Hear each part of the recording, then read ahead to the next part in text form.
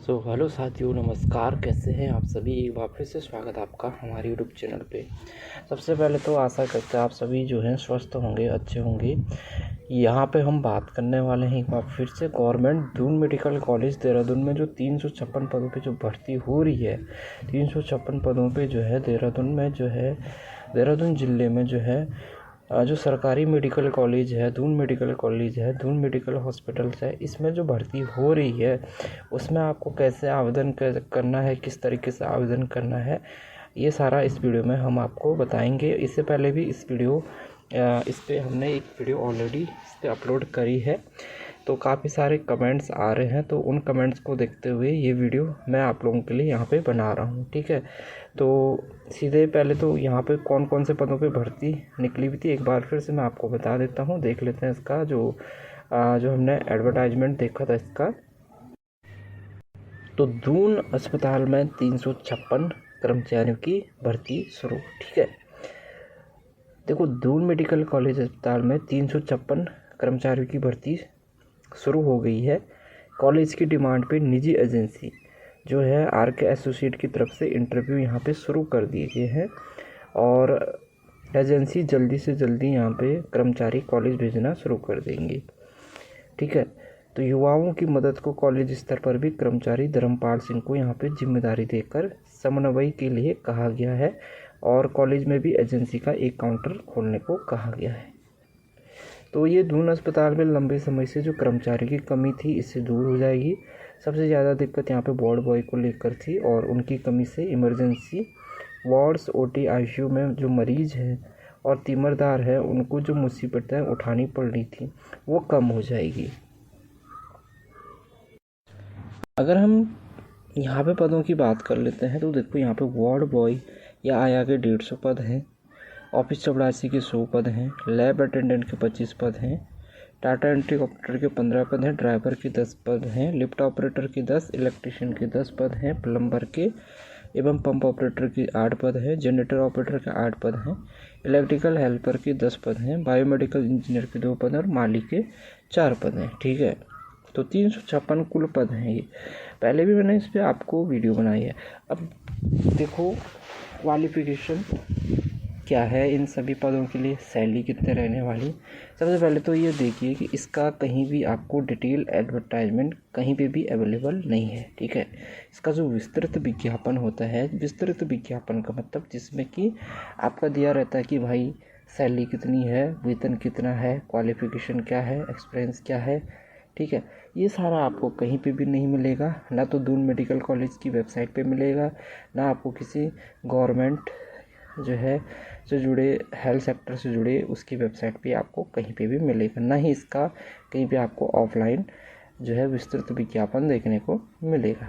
ठीक है, क्योंकि इस पे मैंने ऑलरेडी जो है काफ़ी जब आप लोगों के कमेंट आ रही थे तो मैंने इस पे ऑलरेडी जो है काफ़ी इंक्वायरी कर दी थी, दून मेडिकल कॉलेज में जाके कर ली थी और आपके दून मेडिकल कॉलेज का जो हॉस्पिटल है वहाँ जाके आप इंक्वायरी कर ली थी, क्योंकि आप लोगों के लिए जो है वीडियो बनाना और फिर आप लोगों को उस वीडियो के माध्यम से उन बातों को पहुंचाना और एक करेक्ट इन्फॉर्मेशन आप लोगों को तक पहुंचाना सबसे महत्वपूर्ण। ठीक है, तो यहाँ पे क्या करना है आपको, देखो आप जैसे वार्ड बॉय या वार्ड आया के लिए अप्लाई कर रहे हैं। ठीक है, 150 पद हैं इसके, तो आप जो है वार्ड बॉय या वार्ड आया के लिए जो क्वालिफिकेशन होती है, जो सैलरी होती है आउटसोर्स माध्यम पे, ठीक है, आपने NHM में भी देखा है और इससे पहले भी जो है PCS जो प्राइवेट एजेंसी है उसके माध्यम से भी आपने भर्ती के लिए आवेदन किया होगा। उससे पहले उपनल के माध्यम से आप देखते हैं तो क्या रहता है क्वालिफिकेशन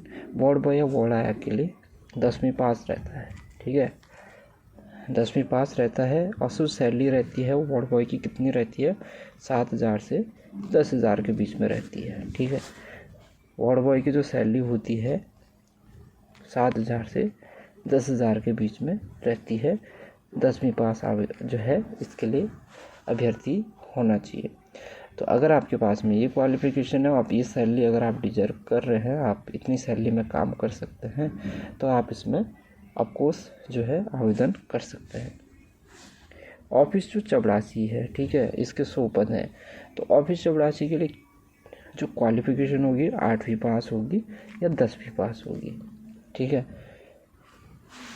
सैलरी की बात कर लेते हैं। तो सैलरी भी इसमें भी आपकी 7,000 से 8,000 के बीच में ऑफिस चपरासी की सैलरी यहाँ पे आपकी रहने वाली है। ठीक है, लैब अटेंडेंट के 25 पद हैं। तो लैब अटेंडेंट के लिए क्वालिफ़िकेशन क्या होगा, 12वीं पास होगा साइंस स्ट्रीम से। ठीक है, लैब में काम करने का अनुभव होगा। और दूसरा यहाँ पे क्या होगा, अगर किसी के पास में DMLT या BSc MLT है उसको ज़्यादा प्रेफरेंस देंगे। ठीक है, सैलरी की बात कर लेते हैं। तो सैलरी कितनी रहेगी, तो सैलरी लैब अटेंडेंट की 8,000 से 12,000 के बीच में रहने वाली है। अप्रॉक्सीमेट मैं आपको एक सैलरी बता रहा हूँ, अनुमानित वेतन, क्योंकि ऑफिशियल एडवर्टाइजमेंट हमारे पास नहीं है। तो जो उत्तराखंड में आउटसोर्स के माध्यम से अभी भी आज पहले भी जितनी भर्तियां हुई है उसमें जो सैलरी रहती है अनुमानित वेतन महीने का वो इतना ही रहता है। तो उसी के अकॉर्डिंग आपको चलना है। ठीक है, लिफ्ट ऑपरेटर, अच्छा डाटा एंट्री ऑपरेटर के 15 पद हैं। डाटा एंट्री ऑपरेटर के लिए 12वीं पास होना चाहिए, कंप्यूटर का डिप्लोमा या सर्टिफिकेट होना चाहिए और कंप्यूटर में कार्य करने का अनुभव होना चाहिए। ठीक है, और सैलरी क्या रहेगी, डाटा एंट्री ऑपरेटर के लिए 12,000 रुपये सैलरी रहेगी। ठीक है, फिक्स है, डाटा एंट्री ऑपरेटर के लिए 12,000 रुपये सैलरी रहेगी। मैक्सिमम सैलरी मैं आपको बता रहा हूँ, मिनिमम जो है 8,000 भी आपको यहाँ पे हो सकता है। ठीक है, तो 8 से 12,000 के बीच में जो है डाटा एंट्री ऑपरेटर की सैलरी रहने वाली है। ठीक है, और 15,000 भी हो सकती है, ऐसा कुछ नहीं है।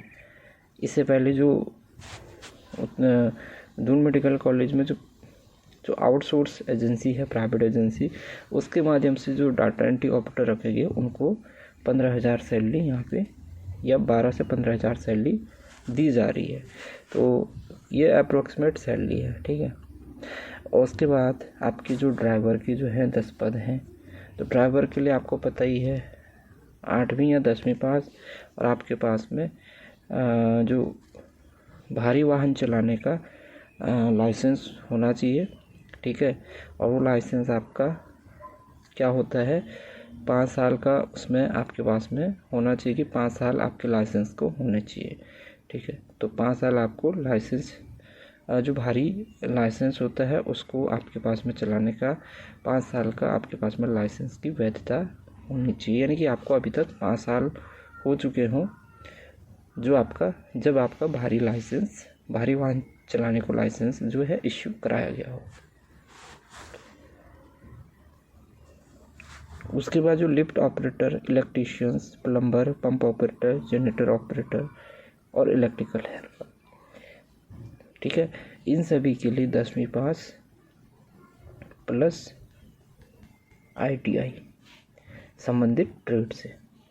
ठीक है, तो 10वीं पास और साथ में ITI होना चाहिए संबंधित ट्रेड से। असंबंधित ट्रेड का मतलब जैसे कोई इलेक्ट्रीशियंस है तो उसने इलेक्ट्रिकल से ITI किया हो, प्लम्बर एवं पंप ऑपरेटर है तो उसने इस ट्रेड से ITI किया हो, तो ये आपका होना चाहिए। अच्छा, इसके लिए सैलरी क्या होगी पंप ऑपरेटर वगैरह के लिए, तो यहाँ पे 8,000 से 10,000 रुपये सैलरी इसके लिए होगी। बायोमेडिकल इंजीनियर, ठीक है, इस पद का मैं बता नहीं सकता हूँ आपको क्या क्वालिफिकेशन रहेगा। ठीक है, लेकिन मेरे हिसाब से इसके लिए BTech वगैरह इसमें मांगा गया होगा।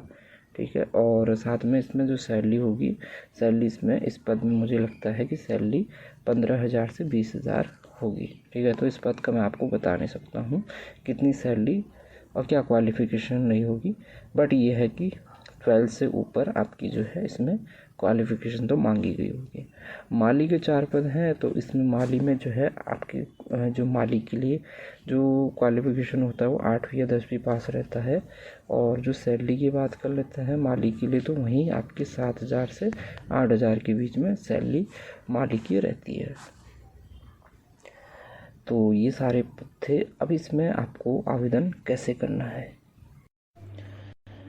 तो इन पदों के आवेदन करने के लिए आप करना क्या है कि आपको दून मेडिकल कॉलेज जाना है। ठीक है। कोई भी फॉर्म आपको पहले से नहीं भरना है, आप सीधे दून मेडिकल कॉलेज जाएंगे, ठीक है। और आपको अपने डॉक्यूमेंट्स क्या लेके जाने हैं दून मेडिकल कॉलेज। एक तो आपका रिज्यूम हो गया, बायोडाटा, और 10th 12th marksheet certificate, domicile certificate, ठीक है। और कोई अगर आपके पास में एक्सपीरियंस सर्टिफिकेट है वो आपको ले जाना है। सभी डॉक्यूमेंट की एक फ़ोटोकॉपी करवाएंगे और उसको सेल्फ अटेस्टेड कर देना है सभी डॉक्यूमेंट को। और इन डॉक्यूमेंट की सेट को आपको दून मेडिकल कॉलेज में लेके जाना है और वहाँ पे सबमिट कर देना है। साथ में आपकी जो है 2 पासपोर्ट साइज़ की फ़ोटो भी आपको ले जानी है, ठीक है। आधार कार्ड भी आपको ले जाना पड़ेगा, फ़ोटोकॉपी। तो इन सभी डॉक्यूमेंट्स को आपको दून मेडिकल कॉलेज में जितने जल्दी से जल्दी हो सके सबमिट कर देना है। और उसके बाद आगे अगर आपका चयन होता है या फिर आपको इंटरव्यू के लिए बुलाते हैं या आपका सिलेक्शन होता है तो तुरंत आपको कॉल आ जाएगी, ईमेल आ जाएगी, या फिर उसी टाइम जब आप फॉर्म सबमिट करेंगे उसी टाइम आपको बता दिया जाएगा कि भाई आपका इंटरव्यू होना है या आपका चयन होना है या नहीं होना है, ठीक है।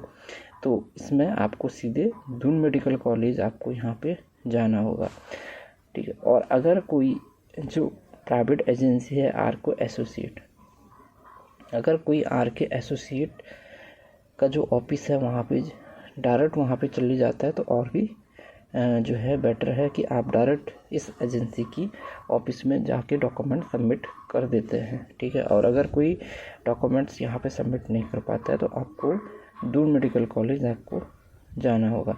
वैसे इसमें लिखा है कि कॉलेज में भी जो है एजेंसी का एक काउंटर खोलने को कहा है, ठीक है। तो आप इस काउंटर में जो एजेंसी का जो काउंटर खुला है इसमें अपना फॉर्म वहीं पे सबमिट कर सकते हैं, ठीक है। तो इसमें कोई एप्लीकेशन फॉर्म नहीं दिया हुआ है, आप सीधे अपना बायोडाटा वगैरह लेके उसी में जो है रिज्यूम के ऊपर कौन सी पोस्ट के लिए अप्लाई कर रहे हैं वो भी लिख देना और उसी में आपका ये काम हो जाएगा, ठीक है। तो जितना जल्दी हो सकता है आप यहाँ पे अपना फॉर्म सबमिट कर देना। अगर किसी को अगर हेल्प चाहिए वो कोई भी हेल्प हो तो आप वहाँ पे मेरा नंबर दिया होगा, उस पर व्हाट्सएप नंबर दिया है, आप उस पर मैसेज कर देना, ठीक है।